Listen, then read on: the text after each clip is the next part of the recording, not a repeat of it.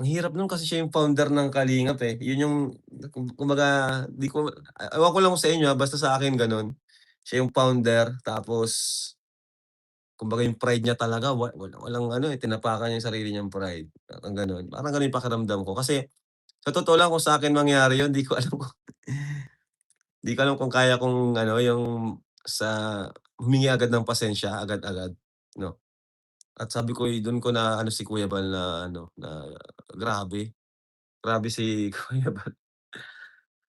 Humingi siya ng pasensya dun sa mga kahit yun nga, ang daming nagbabatikos kay Kuya Bal. Siya talaga yung naging front, eh, siya yung naging front ng ano, eh, ng siyempre siya naman yung founder, wala tayong magagawa. Kumbaga siya yung sumalo lahat, pati halos lahat ng mga reaktor, 'no, mga antay, siya yung pinagtatawanan, binabalahura. Kasi yung ibang antay kasi, sineryoso niya minsan yung mga ano ni Kuya Bal, sineryoso yung mga sinasabi. Eh, kay Kuya Bal ano lang yun, parang balewala lang sa kanya yun. Pero yun nga, ang daming mga below the belt na sinabi sa kanya, pero kahit gano'n yung mga nangyari, yung impact nung mga gulo, yun, humingi siya ng pasensya sa dulo at cool lang siya kanina. Kaya sabi ko, di kung ako sa akin nangyari baka di ko kayang maghingi agad ng pasensya, 'di ba? Anyway, yun lang yung ano ko, yun lang yung ano ko dun. Nanonood kasi ako kanina. Sabi ko nga, eh, naghihintay din ako kung kung tatawagan ako. Pero hindi naman na kailangan, okey naman yung ano. Yun nga lang may mga binitawang salita lang dun na medyo may iba dun mabibigat talaga. Ewan ko lang kay Insan kung ano yung magiging ano niya dun, magiging, sagot ano? Grabe, iba talaga yung Kuya Bal, Bal Matubang. Iba yung kabaitan talaga. Grabe, sagad. Sobra. So, wala nang magiging Kuya Bal pa na ginawa niyang pakumbaba. Sabi nga ni Kalinga Prab, baka hindi niya kayang gawin yung ginawa ni Kuya Bal. So, kahit ako, isa kong charity vlogger din sa Pilipinas bago makapunta dito sa Darwin, Australia. So, yung ginawa ni Kuya Bal na yun talagang iba, legendaring kabaitan. Hindi basta-bastang kabaitan yan ginawa ni Kuya Bal. Bagay, sabi nga, karamihan kung sinong nagpapakumbaba, siya yung tinataas. Kaya talagang saludo, grabe. Talagang tama lang na si Kuya Bal ang naging isang founder, isang ulo ng isang kalingap, isang charity vlogger. So si Kuya Bal kasi nung una pa lang yan na tumutulong sa mga kulubi, pinapakain niya, pinapagupitan. Kaya susubaybayan ko na yun. Taon pa yun. 17, 18 pa ata yun. Mga vlog niya ganun pa. Wala pa yung mga wala pang beneficiaries, wala pang pinapagawang bahay. Umpisa si Kuya Bal sa ganyan. Kaya grabing saludo ako kay Kuya Bal, ibang klase. So sa video live nga ni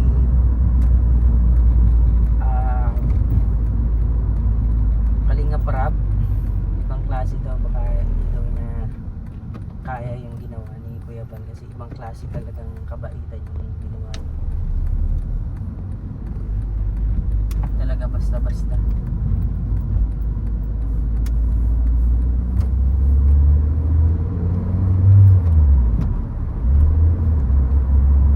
Klase. Kaya saludo ko kay Kuya Bal. Patuloy nating suportahan si Kuya Bal, ang buong Kalingap team, si Rab Matubang. So, isa rin akong charity vlogger sa Pilipinas, Mark Sagundi TV. Siguro may ilang mga nakakakilala sa akin sa vlogging. Nakapagpagawa rin naman ako ng ilang bahay din ang napagawa ko sa Pilipinas. Lighthouse na light material sa charity vlogger. Kaya talagang tagal ko nang nananahimik, hindi ako nagpa-vlog. Pero sa ganitong nangyayari sa ating Kuya Bal, hindi ko matiis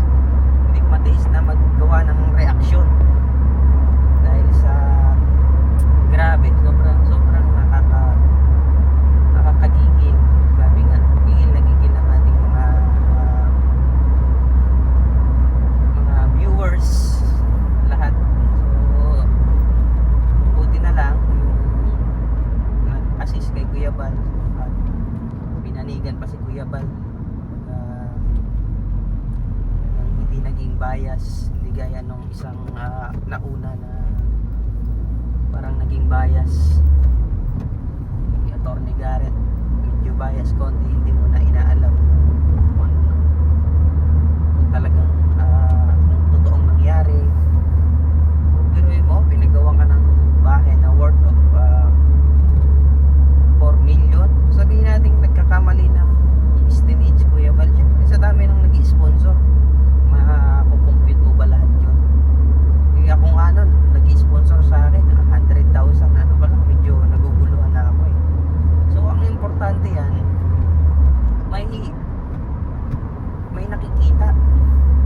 Eh yun nga sa gobyerno, billion, trillion eh, walang nakikita kahit haligi. Diba? Ghost talaga. As in ghost project. Pero kay Kuya Bal, nakita mo meron talaga. May nagawa. May natulungan. Ganun yun.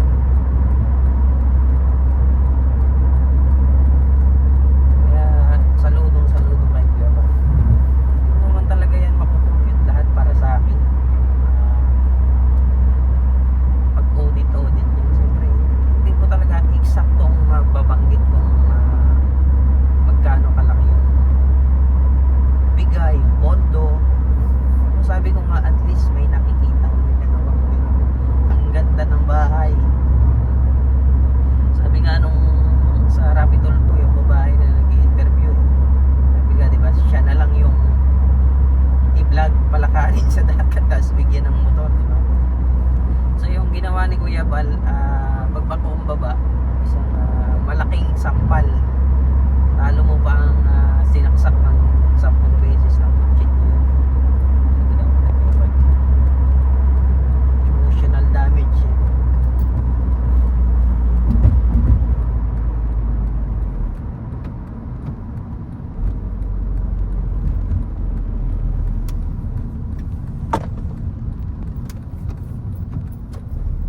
Kaya saludo kay Kuya Bal. Ibang klase, ibang kabaitan, ibang Kuya Bal. Huwaran sa larangan ng charity vlogger.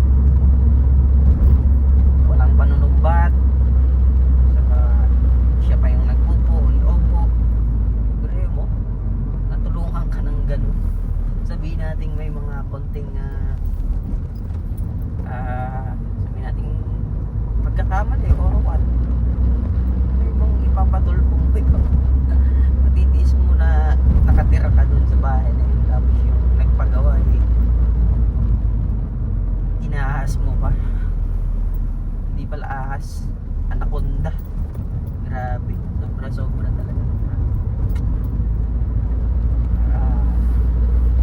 Bali, hindi na rin ako naawa kay Kuya Bal. Parang lalo ako humanga sa ginawa niya. Hanggang sobrang huwaran talaga. Sa video nga ni Kalinga Parabi, halos baka hindi niya kaya halos yung ginawa ni Kuya Bal na pag-iinitan ng pasyensya. So, pero abangan natin yung magiging mga action pa.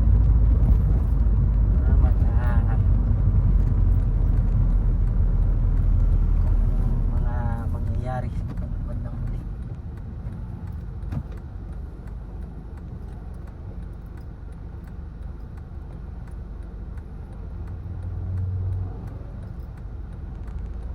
Medyo traffic rush hour ngayon dito eh. So yan, sa nagtatanong, ako pala si Mark Isagundi TV. Ayan, charity vlogger sa Pilipinas. Nandito na ngayon sa Darwin, Australia. Ayan. Shoutout pala kay Ate Ron. Ayan, syempre kay Kuya Bal, Jojo Albasan. Ayan. Ayan, mga binablog ko, sila Buboy. Patuloy nating suportahan ang kalingap, mga kalingap.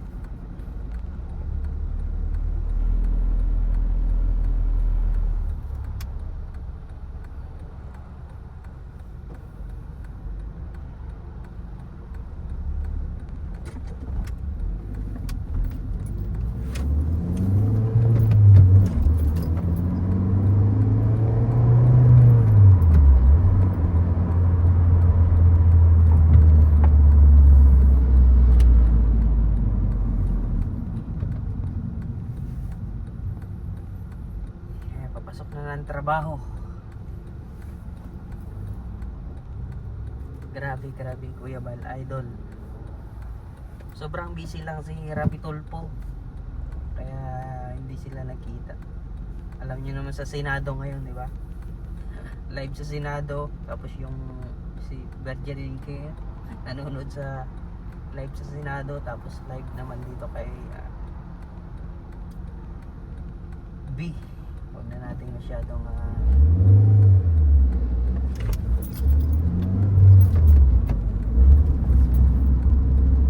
banggitin. Pero sana matauhan siya.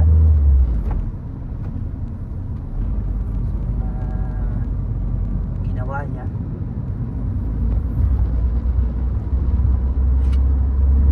O yan guys, maraming salamat. God bless all.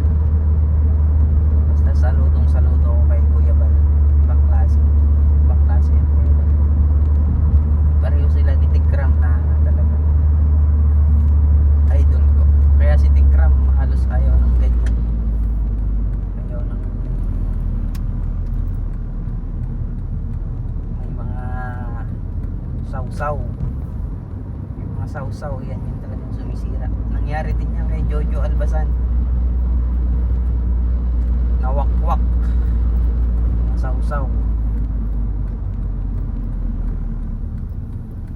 Mark, yan po, Mark Isagundi Channel. Shoutout po sa kanyang channel mga kalingap po. Mark Isagundi Channel. Subscribe po ang kanyang YouTube. Salamat. God bless. Yan, maraming salamat. Mga kalingap, supportahan niyo po Mark Isagundi TV, charity vlogger. Opo, Isang charity vlogger din na nais makatulong, masipag, mabait, at higit sa lahat, cute. Ayun, salamat po. Salamat Supportahan idol. niyo po.